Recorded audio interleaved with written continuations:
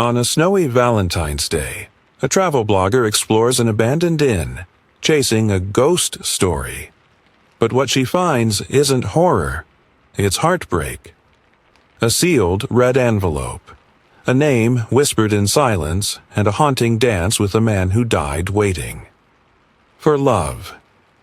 Room 306 hides a tragic secret. Charles, a man who returned every year from beyond, hoping his bride would come. She never did. Or so he thought. This isn't just a ghost story. It's a love story frozen in time. And when the truth finally melts through the snow, two souls are finally set free. There are ghost stories, and then there are stories that haunt your heart. Welcome to Valentine's Day Ghost Stories, a chilling yet deeply emotional tale set in the snow-covered ruins of the Mapleview Inn. This isn't your typical haunted house horror. It's something much more powerful and infinitely more tragic.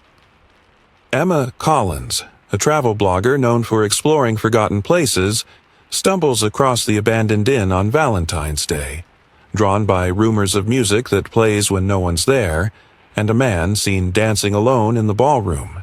When she finds a pristine red envelope on the floor of room 306, the past begins to bleed into the present.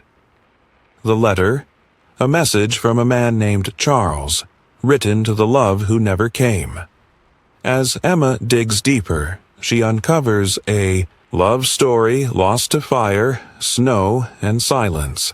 A man who died waiting, and a woman who was trying to reach him but never made it. Their love was never forgotten. It was only frozen. What follows is a haunting encounter that defies logic, time, and even death itself. This is a story about lost chances and second ones. It's about the kind of love that lingers, even when everything else fades away. So grab a blanket, dim the lights, and get ready to hear a ghost story with a heart. Emma Collins pressed her boots into the fresh layer of snow, each step muffled and slow. The wind whispered through the tall pine trees that lined the forgotten trail, brushing her cheeks with a sting of February cold. She pulled her scarf higher around her face and adjusted the strap of her camera bag. The Mapleview Inn was just up ahead, or so the rumors said. It wasn't listed on any official map anymore. The highway signs had long since been taken down. But Emma had spent hours scrolling through internet forums and digging into old travel journals, chasing whispers about the inn, about its beauty, its tragedy, and the people who claimed they heard music coming from its crumbling walls every Valentine's Day. The locals called it cursed. She called it a story waiting to be told. The trees parted like curtains as she reached the hill's peak, and there it was, the Mapleview Inn. Even in decay, it was breathtaking.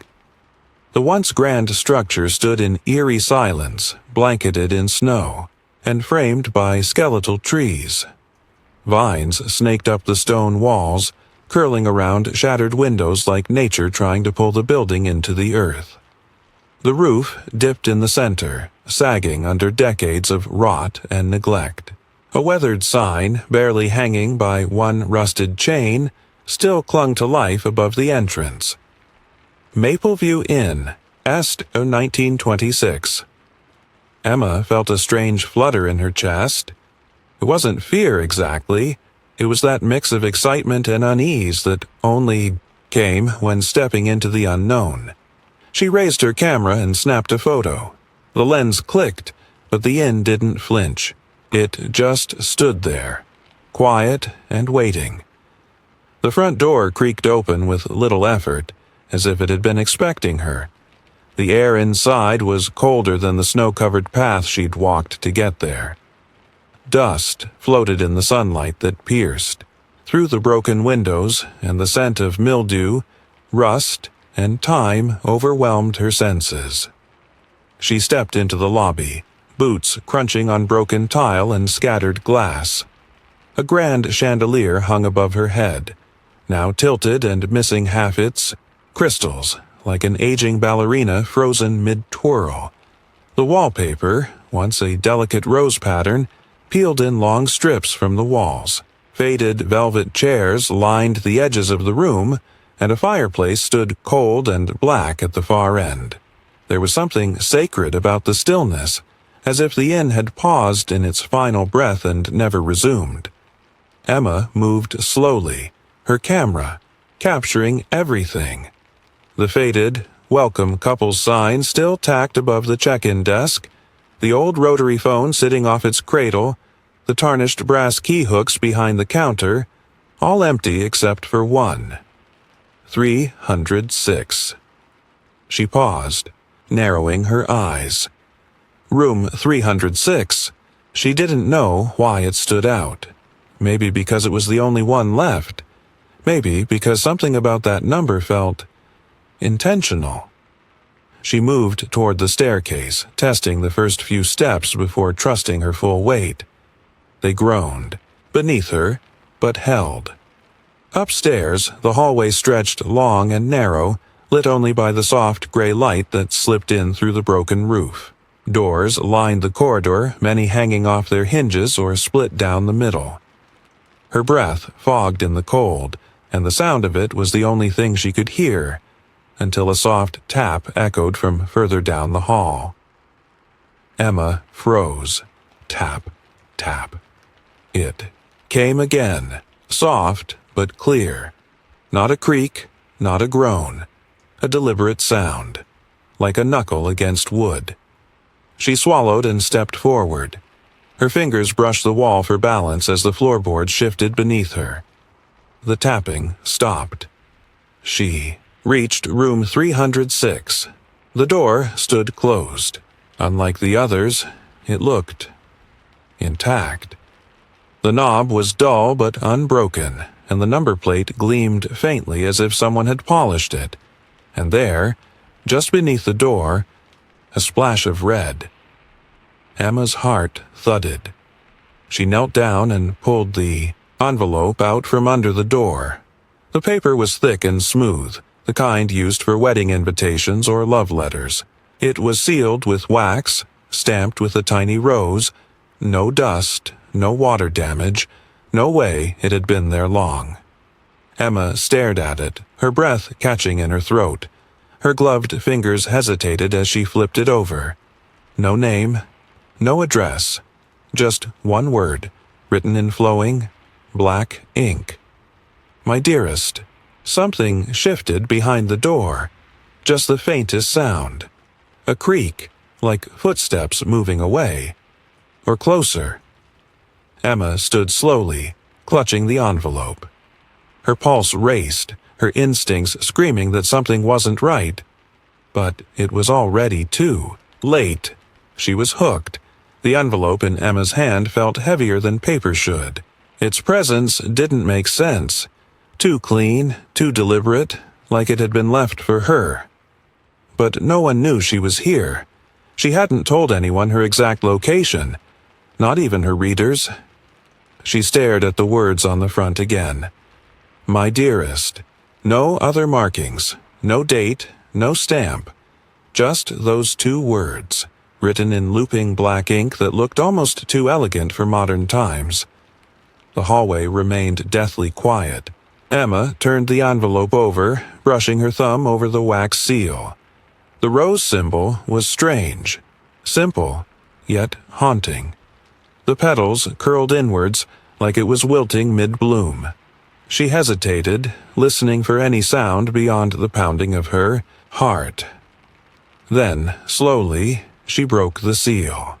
The paper inside crackled as she unfolded it, the ink slightly faded but still legible.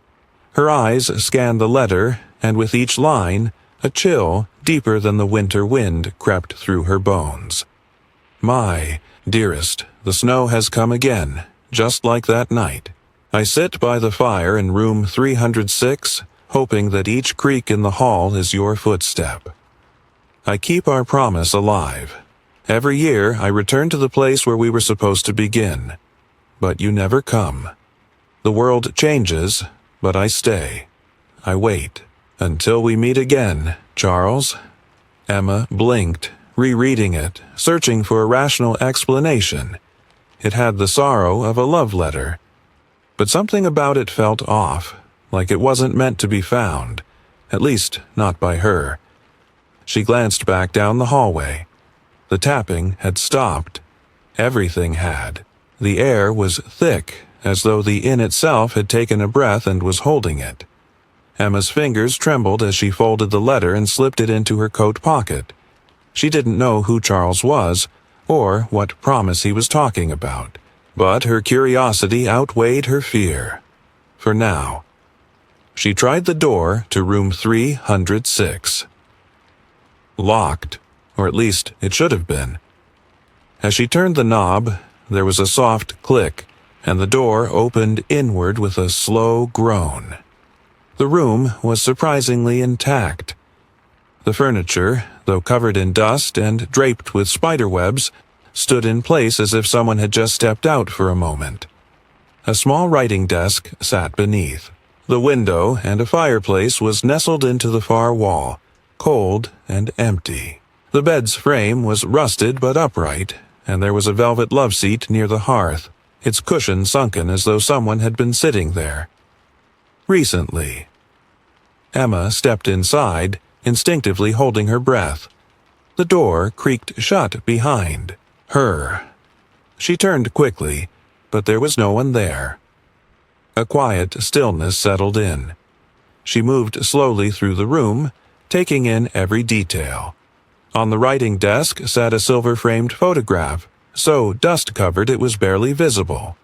Emma, carefully, wiped it with her sleeve, revealing the image beneath. It was a black-and-white photo of a young man and woman, standing in front of the Mapleview Inn's lobby. The man wore a crisp black suit. The woman, a tea-length dress with lace sleeves. They looked happy, in love, timeless. Was this Charles and his mystery woman? She set the photo down, her thoughts racing. The story was forming in her head, piecing itself together from fragments. A man who came back every year.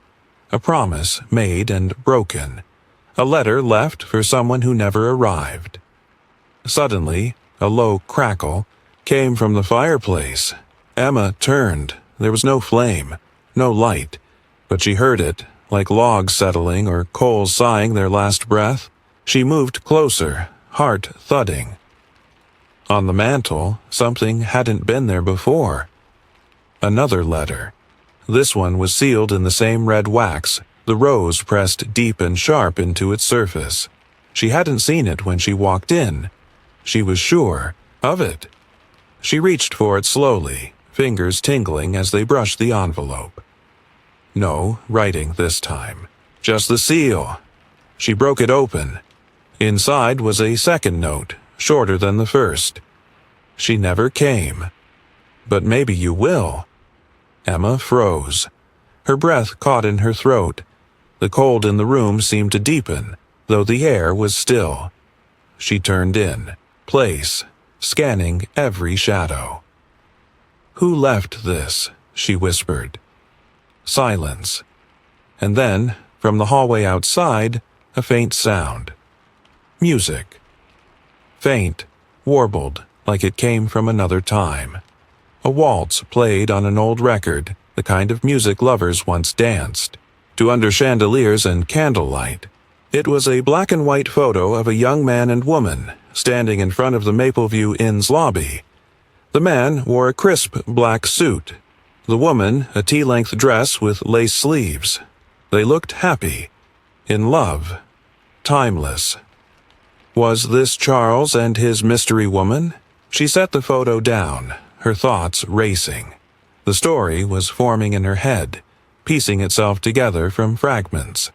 A man who came back every year. A promise made and broken. A letter left for someone who never arrived. Suddenly, a low crackle came from the fireplace. Emma turned. There was no flame, no light, but she heard it, like logs settling or coals sighing their last breath. She moved closer, heart thudding. On the mantel, something hadn't been there before. Another letter. This one was sealed in the same red wax, the rose pressed deep and sharp into its surface. She hadn't seen it when she walked in. She was sure of it. She reached for it slowly, fingers tingling as they brushed the envelope. No writing this time, just the seal. She broke it open. Inside was a second note, shorter than the first. She never came. But maybe you will. Emma froze. Her breath caught in her throat. The cold in the room seemed to deepen, though the air was still. She turned in, place, scanning every shadow. "Who left this?" she whispered. Silence. And then, from the hallway outside, a faint sound. Music. Faint, warbled, like it came from another time. A waltz played on an old record, the kind of music lovers once danced, to under chandeliers and candlelight. Emma moved to the door, her instincts a tug-of-war between fear and the need to know. She opened it slowly. The hallway was empty, just as broken and dark as before, but the music grew louder, drawing her toward the stairwell. She stepped out. Whatever had happened in room 306 wasn't finished, and she was no longer just a visitor. She was part of the story now. Emma stepped into the hallway, each footfall landing softly on the warped floorboards. The music drifted through the air like fog, thin and ghostly. It was distant, yet somehow wrapped around her, an old romantic tune with a melody that made her feel like she'd heard it once in a dream. A waltz, slow and sad. The sound wasn't coming from any single direction. It seemed to move with her, echoing off the crumbling walls. She paused at the top of the staircase, holding the banister and peering into the shadowed lobby below. Empty. No lights, no record player, no movement, just the mournful waltz that seemed to breathe through the inn like a memory refusing to die. Emma descended slowly, boots creaking on every step. Halfway down, she stopped and listened. The music was louder now. She turned toward the ballroom. She hadn't noticed it before. The doors were tall, wooden, and slightly ajar. Faded, heart-shaped carvings were etched into the panels, and streamers of red and pink paper still hung in torn strips above the threshold, swaying ever so gently though there was no breeze. She pushed the doors open. The ballroom was massive, its once grand ceiling cracked and sagging in places.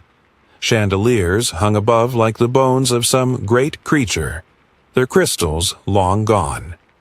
The dance floor was dusty, scuffed, and silent, yet somehow waiting. In the far corner, standing atop a small round table, was a gramophone. It was spinning. No electricity, no wires, no explanation. Just the soft, haunting melody, playing as if the past had been wound up and released into this moment. Emma walked toward it slowly, drawn like a moth to a flame. Her breath caught when she saw it more clearly. A red rose sat beside the gramophone, fresh. Its petals were vibrant and full, and there wasn't a speck of dust on it, as if someone had just placed it there for her. She reached out and touched it. Real, alive. And then the music stopped. The silence hit like a thunderclap. Before she could move, the gramophone let out a violent screech, the needle skipping, twisting, in place. The lights, though none were lit, seemed to flicker in her eyes. The air turned heavier, dense with the electric pulse of something unseen. Emma turned and ran for the door. It slammed shut before she got there. She crashed into it, grabbed the handle, twisted. Nothing. It wouldn't budge. "Hello," she shouted. "Is someone there?" Her voice echoed back at her. No answer. No footsteps. Just the lingering scent of something old and sweet, roses and wood smoke and dust. She pounded on the door. "This isn't funny." The only reply was the soft, creaking sound of footsteps behind her. She spun around. No one. Just shadows moving where shadows shouldn't move. The ballroom seemed to shift, breathing in and out around her. She backed up against the door, heart slamming against her ribs. Her mind raced for explanations. Maybe the building was collapsing. Maybe the cold was messing with her head. Maybe a whisper brushed her ear. She promised. Emma gasped and turned sharply. Nothing. The room was still. She fumbled in her coat and pulled out the letter again. Charles's letter. Her fingers shook as she unfolded it, hoping for something she'd missed. A clue. A reason. A lie. But the words hadn't changed. They read like a farewell. A love story gone wrong. And yet, beneath them, something new. A fresh line, one that hadn't been there before. If she won't come, then someone must. Emma dropped the letter. Her pulse thundered. She turned the handle again, pushed, kicked, pulled. Still nothing. She was trapped, not just inside the ballroom, but inside something else. A memory? A story? A haunting? The air grew colder.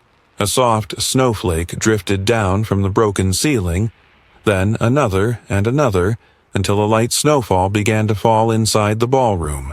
It shouldn't have been possible, but it was happening. Emma watched as the room changed before her eyes. The cracks in the walls seemed to vanish. The chandeliers above sparkled. The floor beneath her glowed with candlelight that had not been lit. The rose on the table stood taller, redder, and slowly, gently, the waltz began to play again. Only now, it wasn't coming from the gramophone, it was coming from everywhere. The doors opened, and people began to enter, men in dark suits and bow ties, women in lace gowns and pearl necklaces, all elegant, all silent, all slightly translucent. Ghosts, they passed Emma as if she weren't even there, forming pairs on the ballroom floor. As the music swelled, they danced, gliding and spinning in a perfectly choreographed dream. Emma stood frozen, her breath shallow. One figure remained at the far end of the room, separate from the others. A tall man with slicked hair, wearing a black suit and red boutonniere. His eyes found hers, and he smiled. He began walking toward her, calm, deliberate steps across the ghostly floor. Emma didn't move, because something inside her whispered that this was Charles. And whether she was dreaming, or haunted, or trapped in a love story that refused to die, it was far from over. He moved through the crowd without touching a soul. The dancers parted for him, shifting just slightly as if their bodies were aware, though their faces never turned. They kept twirling in rhythm, lost in the melody, their ghostly forms gliding like mist over the worn ballroom floor. The music was slower now, rich with longing, as though it were made from memory and grief. Emma stood frozen near the table where the gramophone had once sat. The rose was gone. The gramophone, too. Only the music remained, drifting around her like perfume. The man approached, tall, broad-shouldered, with the kind of posture people used to be taught. His face was young but worn by sorrow, his dark eyes full of something heavy and ancient. His black suit fit like it had been tailored yesterday. A deep red rose sat in the lapel, so vibrant it didn't belong in a room so faded by time. When he stopped before her, he gave a slight bow. "May I have this dance?" he asked softly. His voice was deep, kind, and tinged with something unplaceable, an accent that was barely there, old-fashioned maybe, or simply out of time. Emma opened her mouth, but no sound came out. He held out his hand. Despite everything in her mind screaming to run, her fingers moved toward his, pulled by something deeper than logic. His hand was warm, too warm, and real, not like the others drifting around them, not like the ones whose eyes were empty and whose smiles never reached their faces. His felt human. He stepped closer, placed his hand gently on her back, and they began to move. The dance was slow and measured, his steps guiding hers across the floor. At first, Emma was stiff, uncertain, her heart pounding in her chest like a frantic drum. But as the music swelled and their rhythm steadied, her body relaxed, though her mind stayed sharp. The ballroom changed as they danced. The snow melted into polished floors.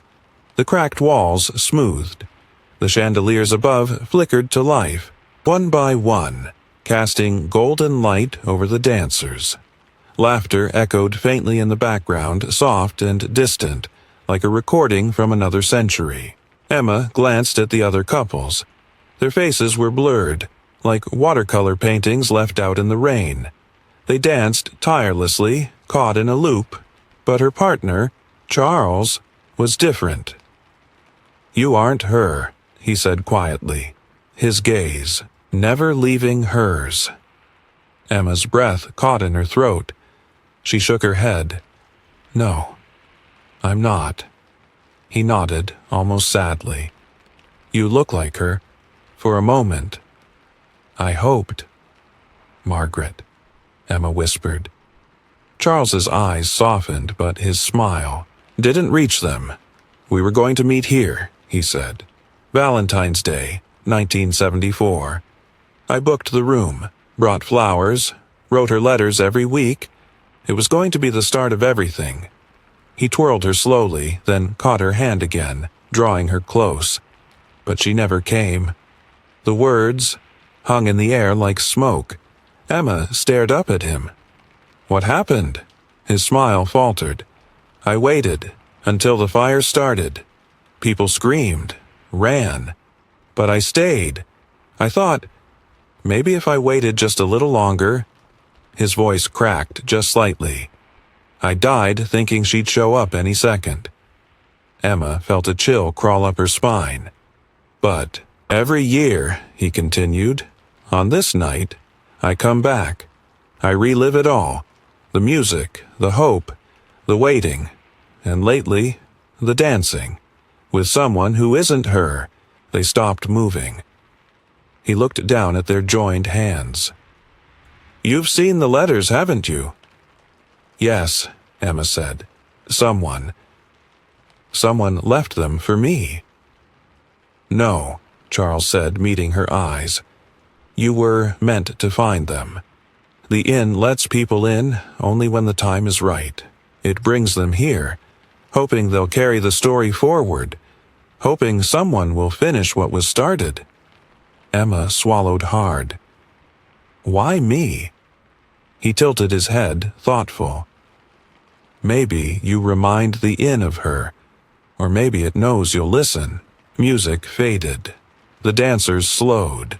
The room began to dim again. The chandeliers flickered. "I don't want to forget her," Charles whispered, "but I don't want to be trapped here either." His grip on her hand tightened, just for a moment. Then he stepped back. "You should go," he said. The warmth in the room dropped like a stone. The walls cracked again. Dust settled in the air. Emma glanced toward the door. It was open now. Behind her, the ballroom was fading, flickering between its ghostly glamour and its real, ruined state. The dancers blinked in and out, vanishing like candlelight in wind. She turned back to Charles, but he was already fading too. Just before he disappeared completely, he whispered, "Tell her. If you find her." I waited. Every year. I never stopped waiting, and then he was gone. Only the silence remained. The silence in the ballroom was louder than the music had ever been. Emma stood alone on the cracked dance floor, the dust slowly reclaiming everything. The chandeliers above were dead, their crystals dull. The ghostly dancers were gone. No Charles, no music, no trace of the vibrant, impossible vision that had enveloped the room just moments before. But something remained. A presence. A weight in the air. A feeling, like eyes watching from just beyond the veil. Emma stepped toward the doorway.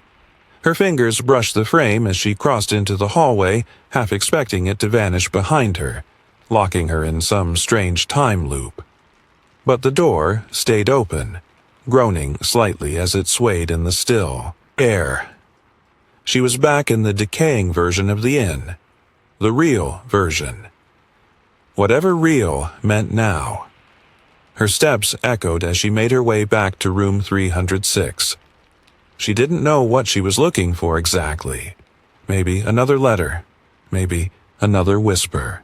But the room was unchanged. Still dark, still silent, still holding the scent of age and ash. Emma sat on the edge of the rusted bed and pulled out the first letter again. The ink looked even older now, like it had been written decades ago instead of hours. "Until we meet again, Charles." She read the words over and over, thinking of his face, the kindness in his eyes, the sorrow, the hope that had kept him tethered here for over 50 years. And Margaret. She was the missing piece. If Emma could find her, if she could prove this, wasn't just some elaborate haunting or her imagination unraveling. Maybe she could finish the story Charles never got to. She left the room and descended the stairs quickly, her boots crunching the debris beneath her feet. The sun had dipped lower outside, casting long shadows across the snow-covered hill as she emerged into the cold. Back in town, the world felt startlingly normal. Children threw snowballs near the gas station. An old man salted the sidewalk outside. A diner. The warm lights of life glowed through frosted windows. Emma made her way to the small public library nestled between a post office and an antique shop. The inside was cozy, lined with mismatched bookshelves and the faint scent of yellowed pages. At the counter, a woman with silver hair and red glasses looked up from a romance novel. "Help you find something, dear?" she asked with a kind smile. Emma hesitated. "I'm looking for information about the Mapleview Inn." The woman's smile faltered slightly, like Emma had mentioned a bad memory. "Well, you won't find much that isn't old or tragic. That place burned nearly to the ground in the 70s. "I know, I was just there." The woman's eyebrows raised. "You went to the inn?" Emma nodded. "I'm a travel writer. I heard the stories. Valentine's Day, the fire, the ghost rumors. I wanted to see it myself." The woman sighed and pushed her glasses up the bridge of her nose. "That place has been dead longer than I've been gray. But yes, people still talk about it. Every February like clockwork. They say music plays up there on the 14th. People see lights, dancing shadows.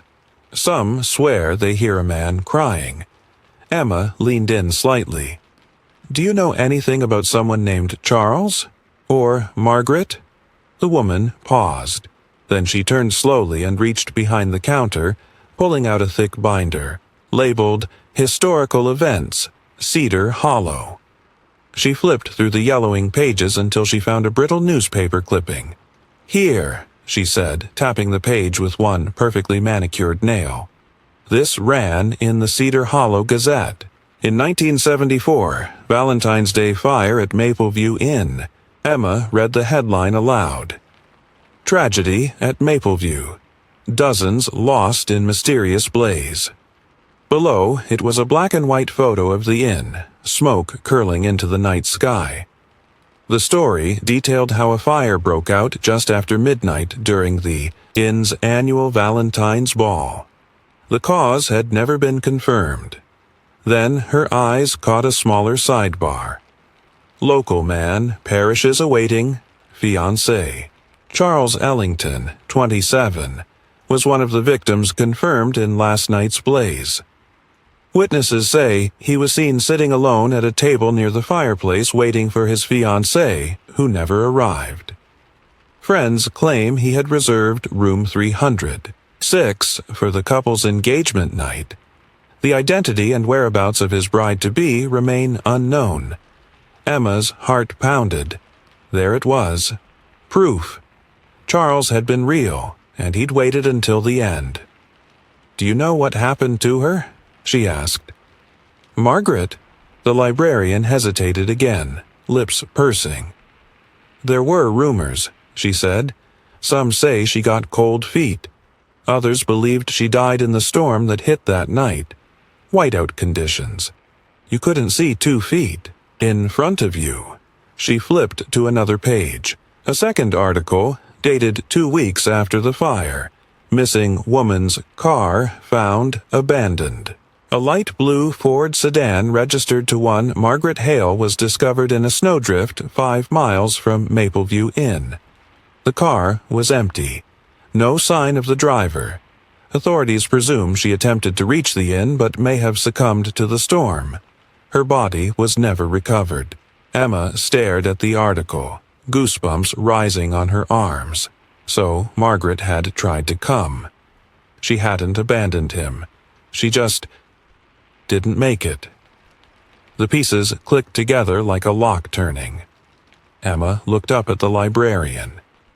She was on her way. He didn't know. The woman's eyes softened. "No, honey. He died thinking he'd been left behind." Emma felt a deep ache settle in her chest. She reached into her coat and took out the second letter, the one addressed to Margaret. She hadn't dared to open it before, but now she unfolded it carefully. "If you're reading this, it means you finally came. I've waited for you, year after year, through fire and snow. I'll wait 100 more if I must. Yours always, Charles." Emma's eyes stung. "Still think she might find him," she whispered. The librarian looked down at the letter, her brows lifting. "Did you find that at the inn?" Emma nodded. "I think the inn wants the story told. I think it wants peace." The woman smiled, sadly. "Then maybe it's time to give them their ending." The snow fell in heavy, slow flakes as Emma hiked back up the trail to Mapleview Inn. The sky above was an endless pale gray, the color of memory. It was late afternoon, and the sun, a weak winter glow behind clouds, was beginning to sink. Twilight was coming. She tightened her scarf and clutched the small wooden box in her gloved hands. Inside it, the letters. Both of them. Charles's note to his beloved, and the one she'd found addressed to Margaret. She hadn't planned on returning so soon, but after everything she'd read in the library, after knowing the truth of what had happened all those years ago, she couldn't stay away. Not when she now understood the depth of Charles's sorrow. Not when she knew Margaret had tried to reach him. Not when she believed someone, was still waiting. The trees parted, and there it was again, the Mapleview Inn. Still, silent, timeless. But something felt different this time. The air, around it, shimmered faintly, like heat waves rising from a summer road. Only it was bitter cold. A hush blanketed the area, thicker than snow, like the inn was holding its breath. Emma stepped through the broken entrance, boots crunching on the floor. Dust motes drifted in the faint light. She didn't bother taking pictures now. This wasn't for her blog anymore. This was for them.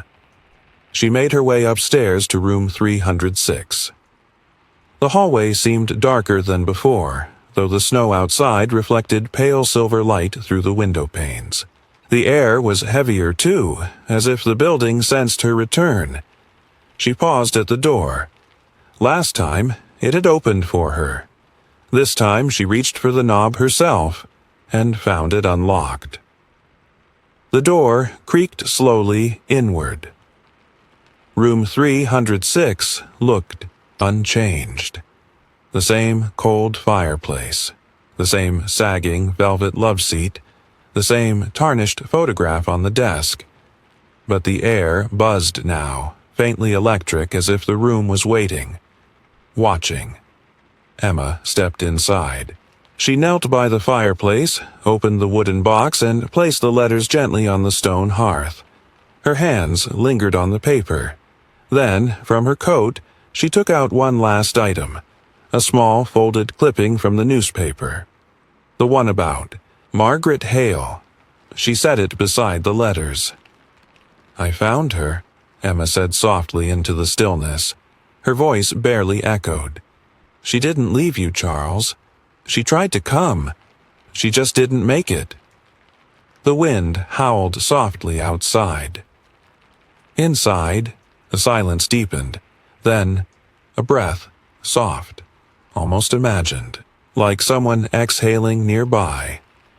Emma stood slowly. "You waited for nothing all these years." She didn't break the promise. The room felt warmer suddenly. The air stirred. The shadows on the wall seemed to ripple like water disturbed by a pebble. Emma turned toward the bed and saw them. Two figures. Faint, almost transparent, but clear enough to recognize. A man in a black suit, a woman in a pale dress, snow dusted in her hair. Charles and Margaret. They stood facing each other near the fireplace. Charles reached out slowly, reverently, as if still unsure she was real. Margaret lifted her hand and touched his face. He closed his eyes. A single tear slid down his cheek. Emma stepped back, heart thudding. She didn't speak. She barely breathed. The room began to glow, softly like candlelight returning after years of darkness. The wallpaper brightened. The fire flickered too, life on its own, casting gold across the walls. The air warmed. Charles turned slightly, just enough to meet Emma's gaze. He didn't speak, but he nodded, a thank you. Then, hand in hand, the couple turned toward the fireplace and walked into the light. It flared, gently like sunrise on new snow, and then dimmed. The fire faded. The room settled. They were gone. Photograph on the desk fell forward. Emma walked to it slowly and picked it up. The image had changed. It was no longer just Charles and Margaret standing in front of the inn. Now, they were dancing. Together, in the ballroom, caught mid-spin in eternal joy. Emma swallowed the lump in her throat and smiled. "I hope you found your forever," she whispered.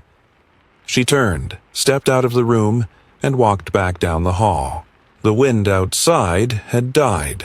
The snow was falling softly now, like a lullaby. As she left the inn behind, she glanced back once. The windows of room 306 glowed faintly, just for a moment, as if candlelight still burned within, and then darkness. But not the haunting kind. The peaceful kind. The kind that comes when a story is finally over. The road home was quiet.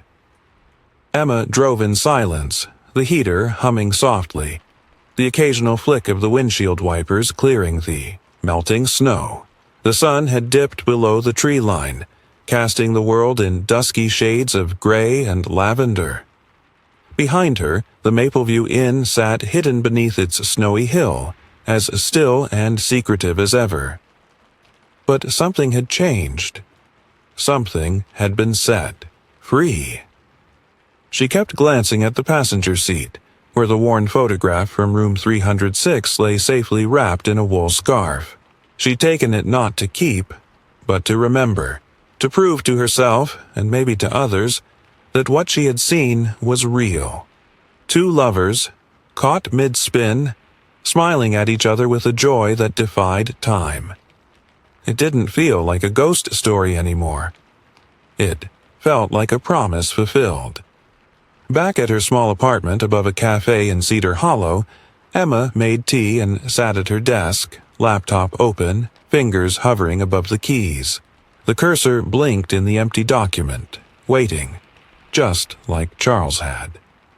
She thought about the letters, the old waltz echoing through the ballroom, the way Margaret had reached for him with a single tear in her eye, and how he had looked back at Emma with that silent, grateful nod. She began to type. Valentine's Day. Ghost stories. A love that waited. I've seen haunted houses, cursed woods, and empty towns with dark secrets, but none of them ever felt the way the Mapleview Inn did. This story isn't about revenge or restless spirits. It's about love, the kind that doesn't end just because the world says it should. In 1974, Charles Ellington waited for his bride-to-be in room 306. He waited through a snowstorm and through a fire that stole dozens of lives, including his own. Every year since, on Valentine's Day, he returned to that room, hoping, somehow, she'd come. He never knew she tried. Margaret Hale set out that same night in a storm no one could have survived. Her car was found days later, buried in snow, but she was never recovered. Until now, I was only meant to take pictures of a forgotten inn. Instead, I witnessed a reunion 50 years in the making. Emma sat back and sipped her tea. The steam warmed her face, but the warmth inside her chest came from something else entirely. She kept writing. Some people say ghosts are trapped by unfinished business. I think Charles waited because he believed, because he knew Margaret wouldn't break her promise. And now, the waiting is over. If you go to Mapleview Inn next Valentine's Day, you might still hear music. You might still see shadows spinning on the dance floor, but you won't see Charles. You won't see Margaret. They've danced their last dance. Together. Finally. She ended the post, added photos, the inn cloaked in snow, the red, wax-sealed, letters, and last, the altered photograph of the couple in the ballroom. She hit publish. Within minutes, the post began gaining traction. Comments poured in. People were curious, moved, skeptical, enthralled. Some shared their own stories about lost loves, mysterious sightings, or visits to the inn years ago when they were kids. Others asked if the story was true. Emma never answered directly. Some stories, she thought, were stronger because they lived in the space between truth and mystery. Later that night, she placed the photograph on her windowsill. Snowflakes were drifting gently outside, just like that night at the inn. And for a brief moment, she swore she heard music. Soft, distant, a waltz lost in time. She smiled, then turned off the lights. The end. But if you ever find yourself near Cedar Hollow, and you happen to stumble across a trail leading to a forgotten place buried in snow, bring a red envelope. And listen, someone might still be waiting to dance. If this story touched you, like this video, subscribe for more emotionally charged supernatural tales, and share it with someone who still believes in love that never dies. Leave a comment. What would you do if a ghost asked you for one last dance?